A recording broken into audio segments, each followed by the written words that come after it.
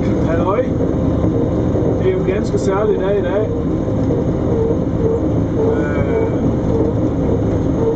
Der er jo et parti, der har fødselsdag, og de skal smage en sang. Hip hurra, det er min fødselsdag, det er i dag den dag, vi kom frem og sagde, vi kommer langvejs fra, se nu pænt god dag til os.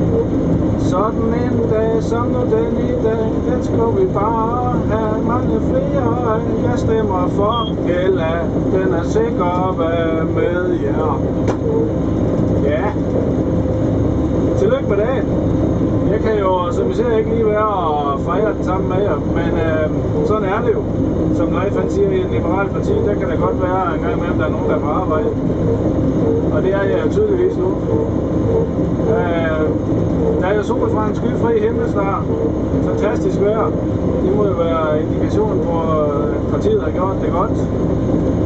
Og jeg siger, de sidste meningsmålinger er også 6,5%. Det er simpelthen så flot. Jeg kan berolige jer med, at høsten er ved at være i hus.